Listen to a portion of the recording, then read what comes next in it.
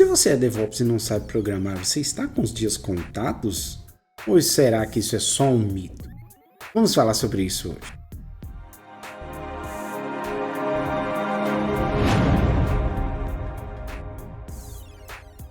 Fala pessoal, beleza? Bem-vindos aqui ao canal Diário DevOps. Estou aqui para conversar um pouquinho com vocês sobre um tema bem complicado, que é: será que um DevOps realmente precisa saber codar, desenvolver ou não? Então vamos separar aqui o problema em duas partes, ok? A primeira parte é o que a gente quer dizer com codar ou desenvolver, e depois a gente pode melhorar essa afirmação, beleza? Então, primeira parte, desenvolver é criar software de maneira que ele seja escalável, funcional e possa ser usado para assuntos ou fins específicos do qual ele foi projetado. Se essa é a definição de desenvolvimento, então não necessariamente um DevOps precisa saber desenvolver. Porém, vamos separar um pouco as coisas, sabe? Desenvolvimento é um pouco mais complexo, certo? Envolve criar testes, manter esse programa funcionando, dar suportes, fazer versões, esse tipo de coisa. Além de a gente também ter que criar ali situações, né, que a gente chama de exceções no código para certos tipos de situações. Então é bem mais complexo do que simplesmente criar um script, ok?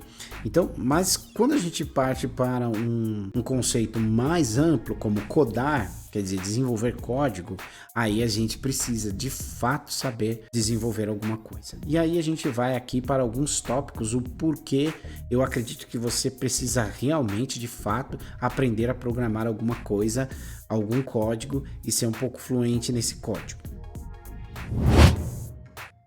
Então, vamos listar as razões aqui pelo qual você precisa, de fato, saber programar. Certo, o primeiro e mais óbvio é: eu preciso dar suporte ao código. Parece ser óbvio, mas veja bem. Hoje em dia, qualquer empresa, mesmo que você comece ali do zero, você vai precisar de algum tipo de código na área de DevOps. E infraestrutura como código é Terraform hoje em dia, né? Existem algumas outras ferramentas, mas o padrão é Terraform. Porém, não é só isso que a gente usa. Dentro do Terraform, diversas vezes ali você vai precisar adaptar algumas coisas e vai precisar colocar algum código, alguma coisa assim. Além disso, dar suporte ao código não é simplesmente dar suporte à sua infra no código. Também é dar suporte ao código do desenvolvedor. Aí você fala: não, mas dar suporte no código do desenvolvedor é do desenvolvedor. Mas eu vou exemplificar algumas situações. Por exemplo, quando o código do desenvolvedor ele quebra, por exemplo, uma atualização de uma biblioteca de terceiros, a qual não envolve desenvolvimento, e aí basicamente você precisa fixar uma versão numa biblioteca, você precisa saber como funciona e como você vai corrigir esse problema. Então é importante que você saiba isso. O segundo problema é: você precisa se destacar, e para se destacar você precisa saber como funciona aquele código, aquela aplicação da qual você dá suporte todos os dias. Se a sua empresa tem uma stack Java, se você for o cara que conhecer muito bem de Java, você vai dar suporte melhor ao Java. Agora, se você for um cara que você vai ter uma stack ali Python e você conhecer Python, cara, você vai simplesmente dar muito melhor resultados na área de infra se você souber como o Python funciona. Então, você melhorando a sua forma de leitura no código, você vai melhorar também a forma como você vai criar a infra para aquele código. Vai por mim. Terceira coisa que você sabendo código vai ajudar muito você. Se você souber como funciona a aplicação, o seu suporte vai ser muito mais fácil. Hoje em dia, saber como um código funciona ou como um aplicativo funciona hoje vai ajudar você muito a debugar problemas em produção. E vai ajudar você a resolver problemas muito mais rápido do que uma pessoa que não sabe nada de programação. Vou dar um outro exemplo aqui para vocês como funciona.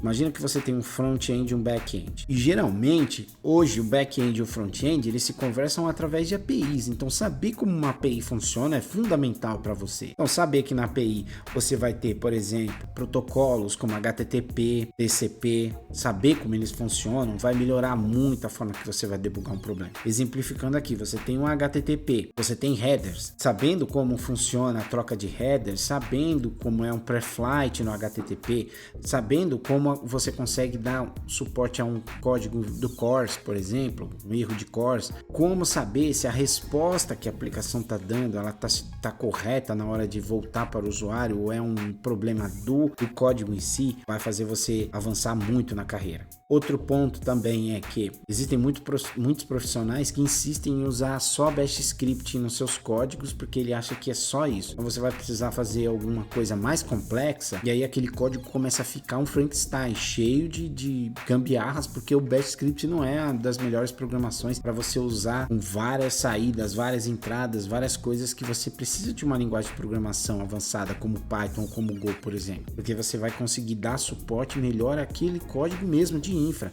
Eu não estou dizendo aqui para você ser um desenvolvedor, saber um monte de coisas, mas você saber um básico de um script ali para transformar esse script em um código Python vai melhorar muito mais a sua forma de interagir com a infraestrutura e com coisas do dia a dia que você precisa de scripts. Um exemplo próprio é, você tem um backup e você quer que esse backup ele valide, né? Ele não só gere um backup, você pode usar um Bash Script para fazer um backup, é uma coisa simples, mas se você quiser que valide, que esse mesmo código valide se aquele código, se aquele backup que você gerou, ele está íntegro ou não. Você precisa restaurar esse backup, ver se esse backup tem uma query correta, aí essa query retorna um valor certo lá. Tudo isso você não vai conseguir fazer isso com Bash simplesmente. Então você precisa migrar seus códigos para um Python, para um Go, para alguma coisa que vai melhorar ali como um programa mesmo, né? Tem uma entrada, um processamento e uma saída. Ele vai interpretar o backup, vai gerar o backup no arquivo, depois lê desse arquivo,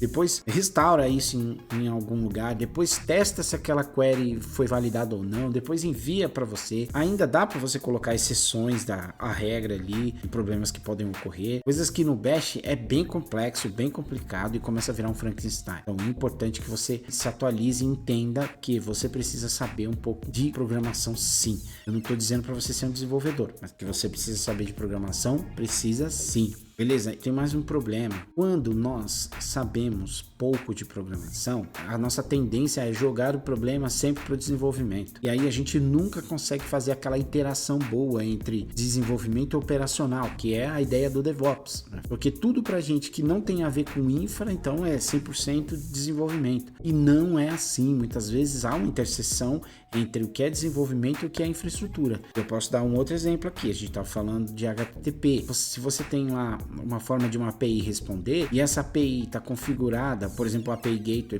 para dar um tipo de resposta, ou ele depende de um header, alguma coisa que não está configurado na API Gateway, o cara recebe um erro de aplicação, mas ao mesmo tempo não é, porque é infra, é a API Gateway que respondeu para ele. Então saber que existem headers, que existe um protocolo que faz uma comunicação ali, como funciona a troca de certificados, como funciona o handshake do TCP e do HTTP depois, como tudo isso vai funcionar, vai te ajudar muito a não só debugar, mas fazer essa unificação entre uma área e a outra. E por fim, não menos importante, é a área de segurança. Olha como é importante você saber programação. Geralmente o desenvolvedor ele não tem essa visão de segurança. O profissional de desenvolvimento ele está preocupado com a feature que ele precisa entregar e como ele entrega essa feature o mais rápido possível com a funcionalidade que foi pedida. Ele não está muito se preocupando com a parte de segurança. Então se você não tiver uma área lá que se preocupa com segurança na sua empresa, você precisa fazer esse filtro ali para a infra não ficar exposta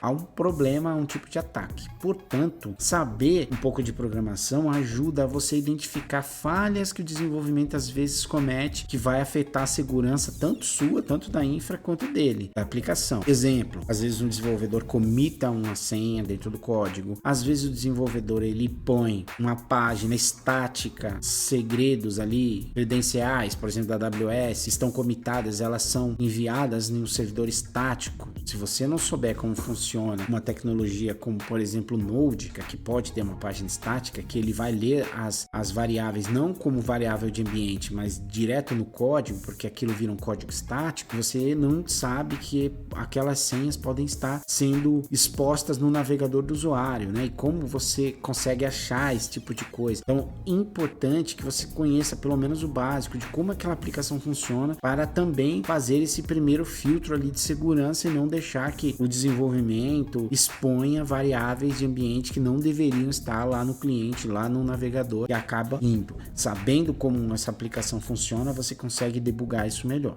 E aí eu digo para você que conhecendo a área de desenvolvimento melhor vai te ajudar sim a dar um salto na sua carreira e você vai conseguir atingir níveis melhores de DevOps se você souber programação. Por isso, estude programação, saiba um pouco sobre isso e aprenda dentro da sua infraestrutura, seus aplicativos, o que tem rodando e como aquilo funciona para você melhorar a sua segurança, a sua escalabilidade, a sua infraestrutura como um todo e conseguir fazer essa junção entre desenvolvimento e infraestrutura.